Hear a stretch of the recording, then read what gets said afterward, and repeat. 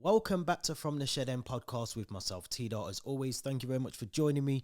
Now, before we get into the content, yes, you guessed it, I'm going to ask you to do what I always ask you to do. Smash the subscribe button, give us a thumbs up as well, let us know that you appreciate the video, and also let us know your thoughts and comments in the comment section below. And if you're even still with me now and you're still here on this channel, still on the video, click the links to the audio podcast as well. There's a Spotify and an Apple podcast link. Make sure you hit either of those and listen to episode 64 of the podcast. And let's get straight into it because we've got a couple things we need to get through. Now, the last video I said that we needed to get the Koulibaly and the Sterling deals done, and no sooner did I upload the last video, Chelsea beat me to it. They got the news out that we'd signed Raheem Sterling. I mean, look, I run out of things to say about Raheem Sterling. For me personally, and I'm going to go on record and say this, I think this is probably the best bit of business this transfer window in the Premier League has seen so far. Yes, people will say Erling Haaland. It's still undecided if he's actually going to do the business in England. And you know, there is, in my opinion, Pep Guardiola is one of these players that, one of these managers that will not just rush his players into the team. He'll embed them slowly. It is Haaland. You do expect goals. You do expect him to score week in, week out. But for me personally, knowing how we've been missing players in front of goal who've had chances and not taken them, for me, Raheem Sterling on a 5-year deal, I think he's hit double figures every single season. He's been at Manchester City, the 7 seasons he's been there. As I said in the previous video, he's won, I think, 4 Premier Leagues, 4 FA Cups, I think the League Cup as well. He's here. He's a proven winner. He's here to win more trophies. He's only 27 years of age.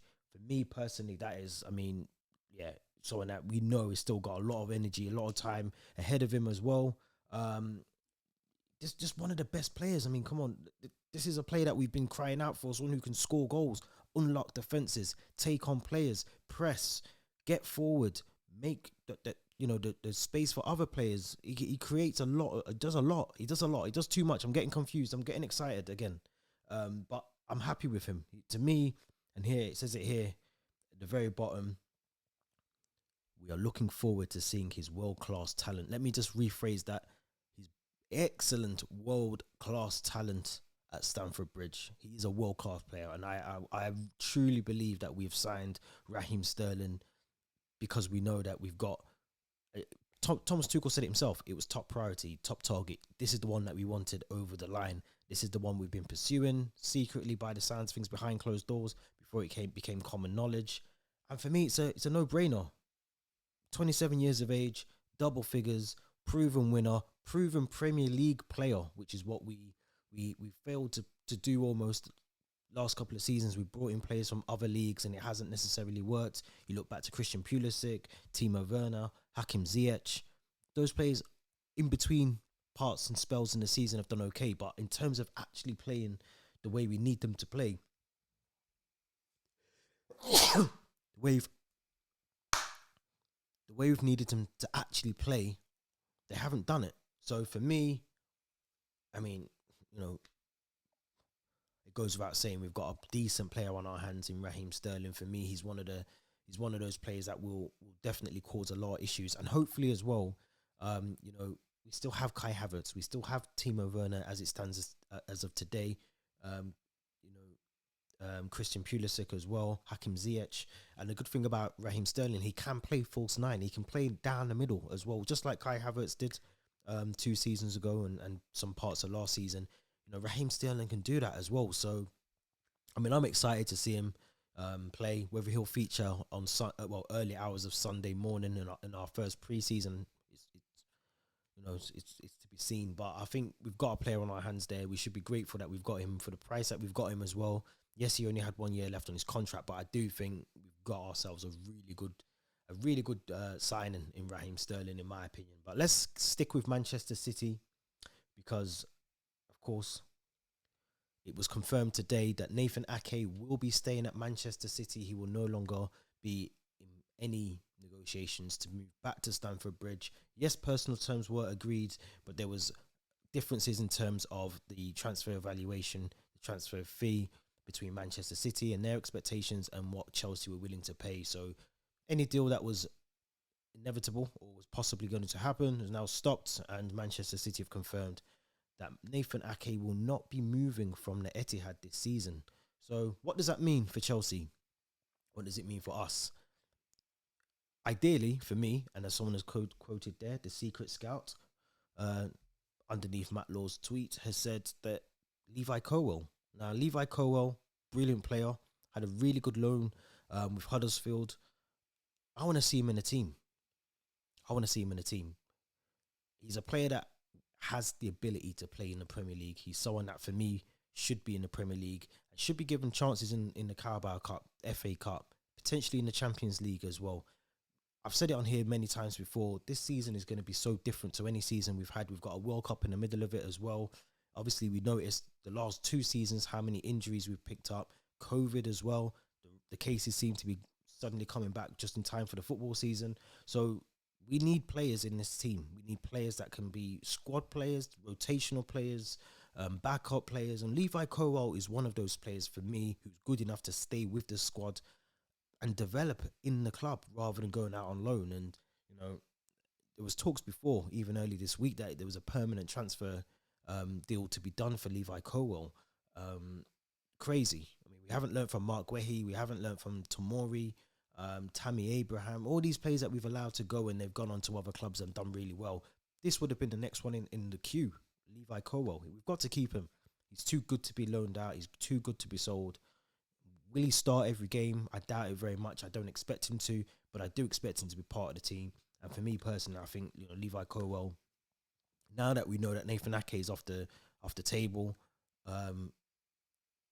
it's a no-brainer. Let's get this deal for who I'm going to talk about next, Jules Koundé. But let's keep him here. Let's keep Levi Colwill in the team as part of the team and go on from there, because I think we have to.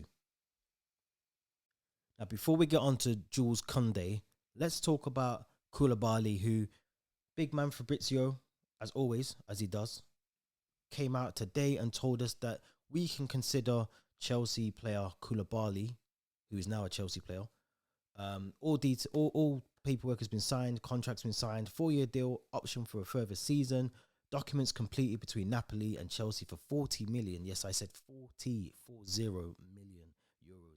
Medical successfully completed in London, is now on the way to LA. So that literally means we have another signing under the Todd Boehly era to add to Raheem Sterling.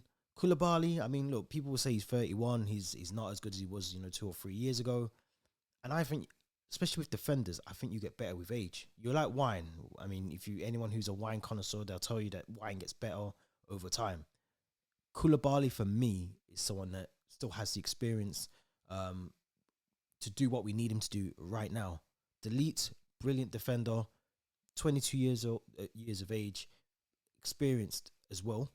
But I think when you've got someone that, and we've seen it with Thiago Silva, you've got someone that can actually do the job right now.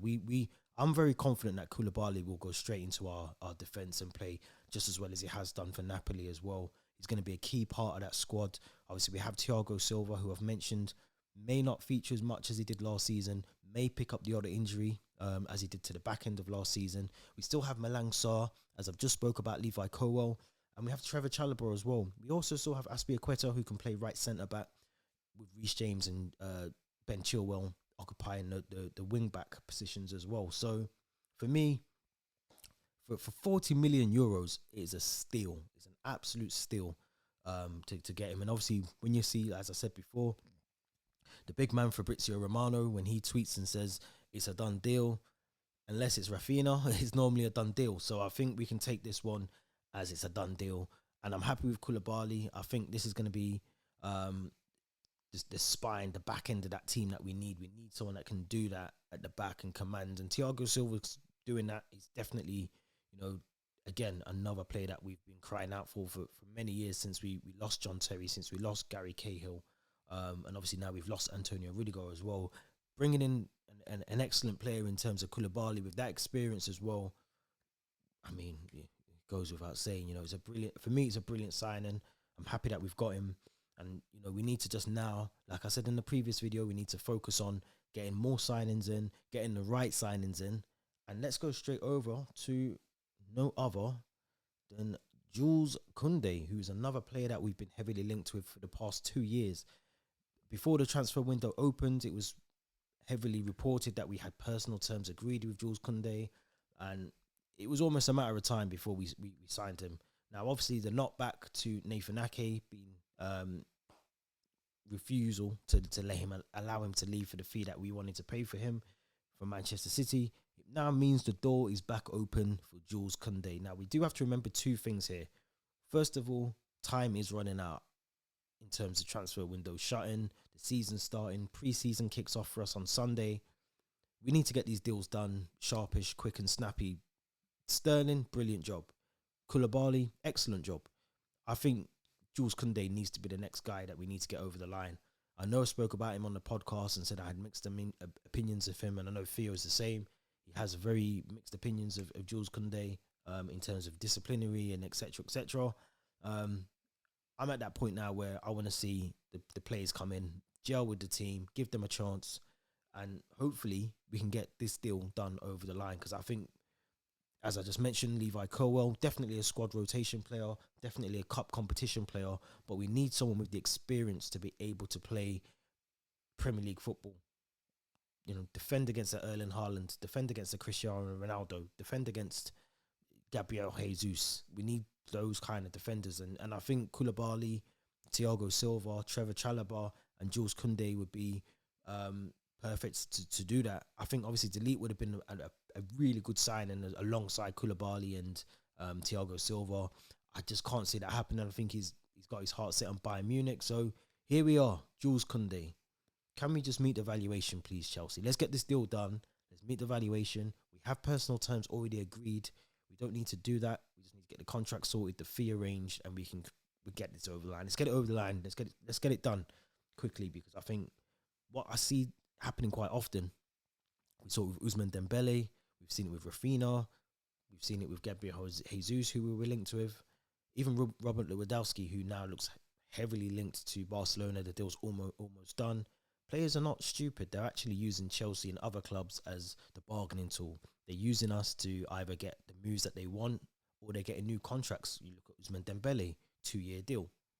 Prime example, Rafinha, personal terms agreed, fee arranged, Leeds were happy to sell to us, Barcelona. So I think we need to get these deals just done, and I feel like Todd Bowley's trying to do that, but at the same time as well, we do have to focus on getting these deals done snappy, because if we don't, we're going to miss out, and we're going to end up playing Levi Colwill, who is a very good defender, but for me personally, not a good enough defender, not enough experience to be able to play Premier League football every single week and Champions League football as well. So we'll have to see. But let's move on. Last bit of transfer news before we wrap this one up. Cristiano Ronaldo, big man Fabrizio, came back again with some news. Thomas Tuchel has decided against Cristiano Ronaldo signing. As things stand, Jorge Mendes had talks with Todd Bowley, but final decision was always up to the manager. Now, I love that. I love the fact that Todd Bowley goes and does these negotiations, but he comes back to Thomas Tuchel and says, look, it's up to you. Do you want to bring him in? Do you not want him? Obviously, Thomas Tuchel said, no, thank you. I don't need you. I don't want him. Chelsea now focused on different deals. Tuchel isn't keen on signing Cristiano Ronaldo. Now, I'm not really surprised at all by that. I'm not surprised that Thomas Tuchel, with the way that he's bringing in these players, these younger players, anyone above 30, especially in the position and the way that we play football, pressing, high intensity football. Cristiano Ronaldo doesn't technically suit that. He doesn't suit how we play. And I did try and allude to this on a separate podcast, but he doesn't actually play the way we need him to play. And this is why I think Raheem Sterling would fit into our team brilliantly, and why it's probably makes more perfect sense to have someone like Raheem Sterling, even a Kai Havertz, Timo Werner, Christian Pulisic. These guys are, they press, they attack they attack the ball, and I don't see Cristiano doing that all the time. So, look, he gets goals. He's a very good player. He keeps himself in good nick. But when Thomas Tuchel says no, he means no. So I think it's in terms of the business side, in terms of merchandise, shirt sales, Ronaldo coming to your club basically pays for itself because you get that back in shirt sales. But I just think in terms of what Thomas Tuchel's trying to do, he's trying to incorporate his own style of play and bring in his own players and play a certain way, pressing football, high intensity attacking football. Ronaldo doesn't really suit how we play or have played over the last 2 seasons or so. So I was always on the fence with Ronaldo. He gets you goals. He scores a lot of goals. He knows where the back of the net is. He keeps himself in good shape, but you do come with a lot of baggage when you sign Ronaldo. So does he get a move to another Champions League team? Or does he stay at Manchester United? It's yet to be seen. But big Fabrizio Romano, as I always call him, has said we're not in for him. So that's good enough for me. And I think, like I said, Raheem Sterling is someone that I can see doing a brilliant job just as much as Ronaldo. Maybe not in terms of the number of goals, but the way that we need to play, he'll definitely create a lot more and be a bit more creative in terms of that attacking free going forward. So am I upset that we haven't got Ronaldo? Not really. Out of the two, we were talking about Lewandowski and Ronaldo. I think you'd have to take Lewandowski because he's just, he's a proper old fashioned, to me, one of the last of the dying breed of actual proper strikers that we've got in world football is in Lewandowski. So I think I would have preferred to have him. Ronaldo not coming isn't the end of the world. I don't think it was a realistic opportunity to bring him to the club anyway, but it is what it is. We move on. We've got pre-season coming up on Sunday, the first game. And of course, we're going to be signing a few more players by the looks of it as well. So let me know your thoughts in the comments. Jules Koundé, what do you think about that one? Do you think it's going to be a good deal? The two signings that we have made, Koulibaly and Sterling, although Koulibaly hasn't been officially announced yet, but it looks like it's going to very soon. Let me know your thoughts in the comments about those two signings as well, because I think they're two quality signings for the fees that we've paid, the price we've paid for them.